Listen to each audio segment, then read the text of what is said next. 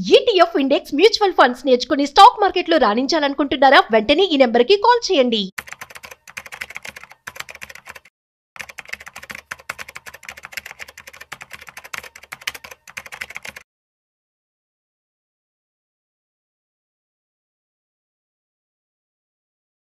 నమస్కారం, నేను మీ రేవంత్ చలమల. సో ఈరోజు ఒక ప్రాబ్లం గురించి డిస్కస్ చేయాలనుకుంటున్నాను. చాలామందికి ఇది ఒక ఐ ఓపెనర్ వీడియో అవ్వచ్చు. సో ఎప్పుడు ఇల్లు అనేది ఒకటి కొంటే చాలా ప్రాబ్లమ్స్ మనకి కొని తెచ్చుకుంటూ ఉంటాము అనే విషయం గురించి మాట్లాడితే దానికి రకరకాల కౌంటర్స్, రియల్ ఎస్టేట్ పెరుగుతుంది, దానికి మనకి రెంటల్ ఈల్డ్ వస్తుంది. ఎస్, ప్రతి ఒక్క దాని గురించి ఇప్పుడు డిస్కస్ చేద్దాం. మనకి రియల్ ఎస్టేట్ ఎంత పెరుగుతుంది, రెంటల్ ఈల్డ్ ఎంత వస్తుంది, దాంతో మనం ఎలా అచీవ్ చేయాలి అని. సో ఇప్పుడు వస్తున్న యావరేజ్ ప్రాబ్లమ్స్ అంతా ఎంత, నా దగ్గరకు వచ్చే వాళ్ళ ఏజ్ గ్రూప్ అంతా కూడా యావరేజ్గా ఒక 40 years ఆ టైంలో వస్తూ ఉంటారు.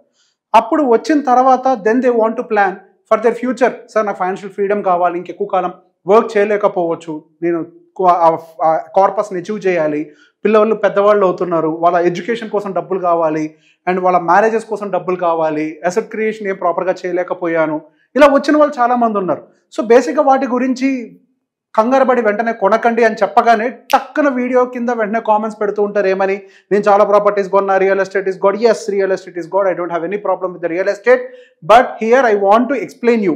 అండ్ బిఫోర్ అంటే posting a comment, please try to understand. ప్రతి ఒక్కరి జీతం, వాళ్ళ ఫ్యామిలీ సిచ్యువేషన్స్ ఒకటి కాదు. సో బేసిక్గా majority of the people A problem అయితే ఫేస్ అవుతున్నారో దాన్ని అడ్రస్ చేసే ప్రయత్నం చేస్తున్నాను. So here I start the story. మన దగ్గర ఇద్దరు క్యాండిడేట్స్ ఉన్నారా అని అనుకుందాం. ఒకళ్ళు భీమ్, ఇంకొకళ్ళు రామ్. సో ఇద్దరు 2 different క్యాండిడేట్స్. ఒకళ్ళు వచ్చేసరికి ఒక ట్రెడిషనల్ పర్సన్. సో ఇప్పుడు నాకు 30 సంవత్సరాల వయసు వచ్చింది, so I want to buy A house. ఇప్పుడు ఎటువంటి పరిస్థితులు ఇల్లు కొనుక్కోవాలి, and there is a peer pressure, parents pressure, ఇదంతా కూడా ఉంది. So this was the most common problem in the society. So ఆ ప్రాబ్లంకి అనుకూలంగానే ఆయన ఒక ఇల్లు కొన్నాడు, భీమ్ అని అనుకుందాం. సో ఇంకొక పర్సన్, మనకి ఇంకొక సైడ్ రామ్ ఉన్నాడు. సో తను, నేను ఇప్పుడప్పుడే నేను ఇల్లు కొన్నాను, నాకు చాలా క్లారిటీ ఉంది, నాకు ఫస్ట్ ఫైనాన్షియల్ అసెట్ కావాలి, ఒక లంసమ్ అమౌంట్, అండ్ దాంతోపాటుగా ఇన్ఫ్లేషన్ వల్ల పిల్లల ఎడ్యుకేషన్ కాస్టింగ్ పెరిగిపోతుంది, వాళ్ళ మ్యారేజ్ కాస్టింగ్ పెరుగుతుంది. సో ఇవన్నీ కూడా పెరుగుతున్నాయి. సో నేను ఫస్ట్ వాటిని అడ్రస్ చేయాలనుకుంటున్నారు. సో బేసిక్గా రామ్ ఏమో రెంట్ కట్టడానికి ప్రిపేర్ అయ్యాడు, భీమ్ ఏమో ఈఎంఐ కట్టడానికి ప్రిపేర్ అయ్యాడు. సో వీళ్ళిద్దరి కేసెస్లో మ్యాథ్ ఎలా వర్క్ అవుతుంది, లాంగ్ టర్మ్లో ఎవరు బెటర్గా financial assets or assets, it could be anything, so called financial ఫ్రీడమ్ని ఎవరు ఫస్ట్ అచీవ్ చేయగలుగుతారు అన్న పాయింట్ గురించి ఒక్కసారి మీకు ఎక్స్ప్లెయిన్ చేసే ప్రయత్నం చేస్తాను. సో లెట్స్ అస్యూమ్ భీమ్ వయసు వచ్చేసరికి 30 సంవత్సరాలు. సో ఇద్దరిది కూడా మనం 30 years ఏజ్ గ్రూపే తీసుకుంటున్నాం. అండ్ శాలరీ వచ్చేసరికి మనకి 1,50,000 రూపాయలు. అండ్ అతని ఎక్స్పెన్సెస్, ఆయన ఇల్లు కొంటున్నాడు కాబట్టి excluding the rent and expenses ఒక 75,000 రూపాయలుగా ఉన్నాయని అనుకుందాం. 75,000 ఎందుకు ఉంటాయి, ఈ కామెంట్స్ పెట్టకండి, ఒక్కొక్కరికి ఒక్కొక్కలాగా ఉంటుంది. హైదరాబాద్ లాంటి మెట్రోపాలిటన్ సిటీలో ఉండే వాళ్ళకి 75,000 most common. And even Tier 2 టౌన్స్లో ఉండే వాళ్ళకి కూడా చాలా మందికి 75,000 చాలా కామన్గా అవుతుంది.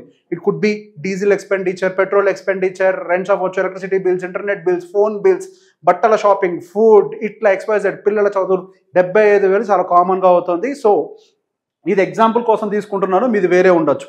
సో ఇక్కడ పాయింట్ని మాత్రమే ఫోకస్ చేయండి, don't be so specific. Expenses is around 75,000 అని అనుకుందాం. సో అతని టార్గెట్ ఏంటి, ఒక ఇల్లు కొనుక్కోవాలి. ఆ ఇంటి యొక్క విలువ ఎంత, 1 కోటి రూపాయలు. అతని దగ్గర ఆల్రెడీ ఒక 20 లక్షలు, అంటే 20% డౌన్ పేమెంట్ చేయడానికి డబ్బులు ఉన్నాయని అనుకుందాం. సో ఈ డౌన్ పేమెంట్ ఒక 20 లక్షల రూపాయలు చేశారు. ఒక 80 లక్షల రూపాయల వరకు కూడా అతను ఈఎంఐలోకి వెళ్ళిపోయారు. సో 80 లక్షల రూపాయలు కనుక ఈఎంఐలోకి వెళ్ళిపోతే అతను ప్రతి నెల, ఇప్పుడు ఇక్కడ పెట్టాం కదండి, 80 లక్షల రూపాయలు, 20 years tenure, 9.2 interest rate. So దానికి గాను 73,000, అంటే సుమారుగా రౌండ్ ఆఫ్ చేసుకోండి 75, బట్ క్యాలిక్యులేషన్ వచ్చి 73 కన్సిడర్ చేశాను. 73,000 ఈఎంఐ పే చేయాలి అనేది అతని సంబంధించిన టార్గెట్. సో అందరు ఇక్కడ ఆర్గ్యుమెంట్ ఏమిస్తారు, instead of paying a rent, మనం ఇక్కడ ఈఎంఐ అనేది కనుక పే చేసినట్లయితే అక్కడ మనకి ఫైనల్గా 20 yearsకి ఒక ప్రాపర్టీ మిగిలిపోతుంది కదా అనేది ఒక ఆర్గ్యుమెంట్ ఉంటుంది కదా. సో దానికి సంబంధించి ఇక్కడ ఒక క్యాలిక్యులేషన్ మొత్తం కూడా చేసి పెట్టాను. చిన్న చితక ఎర్రర్స్ ఉంటే ఎర్రర్ ఏంటో కామెంట్ చేయండి, దాని మీద నేను తర్వాత ఎప్పుడైనా మళ్ళీ అంటే క్లారిఫై చేసే ప్రయత్నం చేస్తాను. సో బేసిక్గా the case A, for example మనకి భీమ్ అనుకున్నాం కదా. సో తను ఏం చేస్తున్నారు, Year 1లో మనకి యావరేజ్గా 73,000 నెలకి ఈఎంఐ, అంటే సంవత్సరానికి వచ్చేసరికి 8,76,000 రూపాయలు ఇయర్లీ పే చేస్తున్నాడు. సో బేసిక్గా అదే ఇంకో కేసులో మనకి రామ్ వచ్చేసరికి రెంట్ పే చేస్తున్నాడు. అదే ఒక కోటి రూపాయలు ఉండేటువంటి ఇంటికి రెంట్ మంత్లీ ఎంత ఉంటుంది? సుమారుగా ఉంటే ఒక 25,000 లేదంటే 30,000 అంతే. లెట్స్ టేక్ హయ్యర్ కేస్ 30,000 రూపాయలు ఇంటి రెంట్ ఉంది. సో దాన్ని సంవత్సరానికి క్యాలిక్యులేట్ చేస్తే 3,60,000 రూపాయలు ఇతనికి ఖర్చు అవుతుంది. ఇదే ఇంటికి ఇతనేమో 8,76,000 పే చేస్తున్నాడు భీమ్, అండ్ రెంట్ పే చేసేటువంటి రామ్ ఏమో మనకి 3,60,000 పే చేస్తున్నాడు. సో బేసిక్ ఇక్కడ ఈ అమౌంట్లో నుంచి ఈ అమౌంట్ని మైనస్ చేస్తే, అంటే ఈఎంఐ పే చేయాలి అని డిసైడ్ అయ్యాం కదా.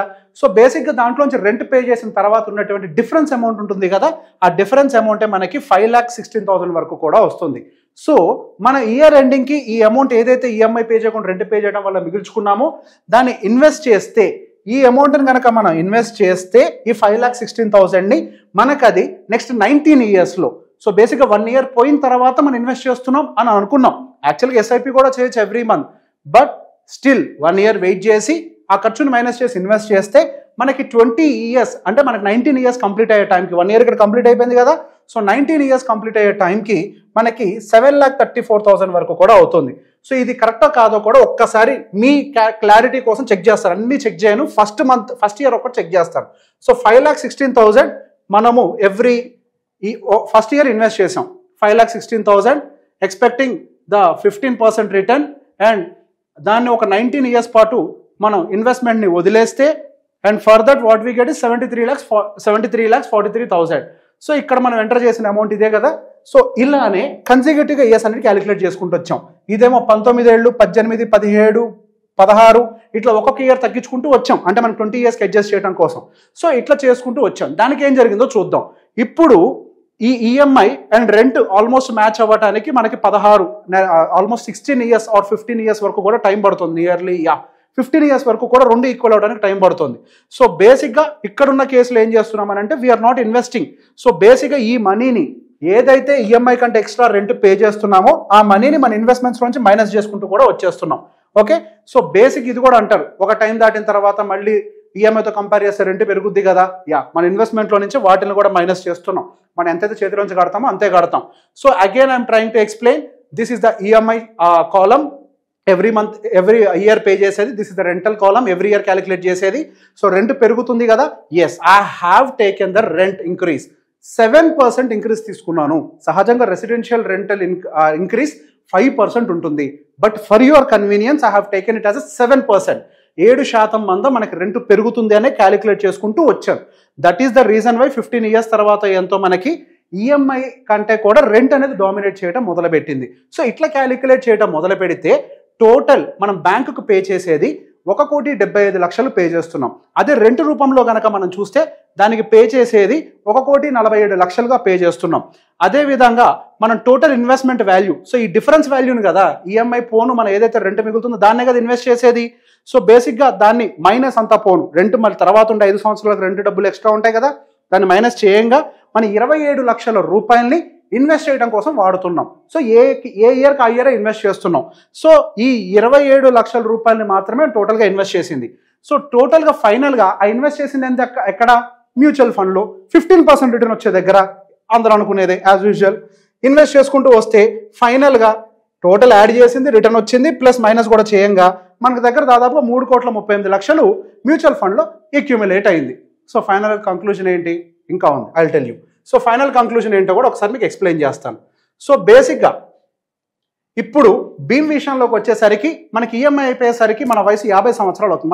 మన వయసు అంటే భీమ్ అండ్ రామ్కి సంబంధించిన వయసులు 50 సంవత్సరాలుగా అవుతాయి. సో 50 సంవత్సరాల వయసు వచ్చే టైంకి మనకి అపార్ట్మెంట్ రేటు పెరుగుతుంది. అపార్ట్మెంట్ యొక్క రేట్ ఎంత పెరుగుతుంది అని అంటే యావరేజ్గా 7%. అంతే, మీరు ఎక్కడైనా కానీ వెరిఫై చేసుకోవచ్చు. 7% తోటే, ఇంకా కొన్ని ఏరియాస్లో అయితే 5-4% తోటే పెరుగుతాయి. బట్ స్టిల్ మనం ఒక 7% ఇంక్రీజ్ అవుతుంది అనుకుని కన్సిడర్ చేస్తే అది 3,85,00,000గా మనకి దీని యొక్క వాల్యూ అనేది అవుతుంది. సో బేసిక్గా డౌన్ పేమెంట్ మనం దాంట్లో నుంచి ఇప్పుడు మన టోటల్ వాల్యూ వచ్చింది కదా, దాంట్లో నుంచి మనం పెట్టిన పెట్టుబడిని మైనస్ చేస్తే కదా మన ప్రాఫిట్ ఏంటో తెలిసేది. We are doing the same. 20 లక్షలు డౌన్ పేమెంట్ చేసాం, మైనస్. అండ్ ఈఎంఐ దాదాపుగా మనం 1,75,00,000 చేసాం, minus. So the net house gains మన టోటల్గా ఇంటి మీద పెట్టుబడి పోను 20 సంవత్సరాల తర్వాత ఉన్నటువంటి రియల్ గెయిన్స్ ఎంత అంటే 1,90,00,000 రూపాయలు. అదేవిధంగా రామ్ విషయంలో కనుక చేస్తే సేమ్ అదే 50 సంవత్సరాలకి ఫస్ట్ తన దగ్గర కూడా 20 లక్షలు ఉన్నాయి. ఇతనేమో అపార్ట్మెంట్ కొన్నాడు, అతను ఏం చేశాడంటే ఆ 20 లక్షల రూపాయలని లంసమ్ కింద ఒకటేసారి 20 సంవత్సరాల కోసం ఇన్వెస్ట్ చేసి పడేశాడు. ఇన్వెస్ట్ చేసి పడేసినందుకు గాను అతని దగ్గర ఆ క్యాష్ కాంపోనెంట్ 20 లక్షలు ఏదైతే ఉందో 20 ఇయర్స్ తర్వాత అది ఒకటే 3,27 లక్షలుగా మారింది. అండ్ ఆ తర్వాత ఎవ్రీ ఇయర్ కాంట్రిబ్యూట్ చేశాడు కదా, ఇగో ఇక్కడ మిగిలిన డబ్బులు ఈఎంఐ మైనస్ రెంట్ పోని డిఫరెన్స్ అమౌంట్ అంతా ఇన్వెస్ట్ చేశాడు కదా. సో ఈ డిఫరెన్స్ అమౌంట్ ఏదైతే తను ఇన్వెస్ట్ చేశాడో ఆ ఇన్వెస్ట్మెంట్ యొక్క వాల్యూ దాదాపుగా 3,38 లక్షలు 3,38 లక్షలుగా మారింది. సో ఓకే, మరి ఇప్పటిదాకా ఏం చేశాడు, రెంట్ పే చేశాడు కదా, దాన్ని మైనస్ చేయమంటే అది కూడా చేసాం. టోటల్గా ఇప్పటిదాకా 1,77 లక్షల రూపాయలు రెంట్ పే చేశాడు. అండ్ దాంట్లో నుంచి మరి ఇక్కడేమో ఇన్వెస్ట్మెంట్ వాల్యూ మైనస్ చేశాం కదా, ఇక్కడ కూడా ఇన్వెస్టెడ్ వాల్యూ మైనస్ చేయాలి. ఏమేమి ఇన్వెస్ట్ చేశాడు, క్యాష్ ప్లస్ ఇయర్లీ. సో అంటే క్యాష్ అంటే ఏంటి, down payment 20 lakhs plus 27 lakhs yearly కొద్దిగా ఏదైతే ఇన్వెస్ట్ చేస్తాడో ఆ అమౌంట్ని కూడా మనం ఇంక్లూడ్ చేసాం. సో దాన్ని ఈ రెండింటిని మైనస్ చేస్తే నెట్ గెయిన్స్ 4,70 లక్షల రూపాయలుగా తేలింది. సో బేసిక్ ఇక్కడేమో మనకి నెట్ గెయిన్స్ ఇండివిజువల్లో 1,90 లక్షలుగా తేలితే అంటే the final asset value minus invested is 1,90 lakhs అయినట్లయితే ఇక్కడ ద ఫైనల్ ప్రాఫిట్ ఎంత ఉంది అని అంటే 4,70 లక్షలుగా ఉంది. ఇక్కడతో అయిపోయిందా, లేదు, ఇక్కడే అసలు ప్రాబ్లం రాబోతోంది. సో బేసిక్గా 50 సంవత్సరాల వయసు వచ్చేసరికి రిటైర్మెంట్ ఇష్యూస్ అనేవి ట్రిగ్గర్ అవుతాయి. చేతిలో ఎంత క్యాష్ ఉంటే అంత కంఫర్టబుల్గా బతకగలుగుతాం. సో బేసిక్గా మనకి ఇందాక ఒక ఎస్టిమేషన్ కూడా తీసుకున్నాం. ఈ అబ్బాయి విషయంలో, భీమ్ విషయంలో ఏమో ఎక్స్పెండిచర్ 75,000 ఎక్స్క్లూడింగ్ రెంట్, ఆల్రెడీ ఇల్లు కొంటున్నాడు కాబట్టి. ఈ అబ్బాయి విషయంలో ఏమో 1,05,000 రూపాయలు ఇన్న రెంట్, ఎందుకంటే including rent and expenses, rent pay చేస్తున్నాడు కాబట్టి. సో వీళ్ళిద్దరికి 30,000 రూపాయలు ఖర్చు అడిషనల్గా ఉందని కన్సిడర్ చేస్తున్నాం.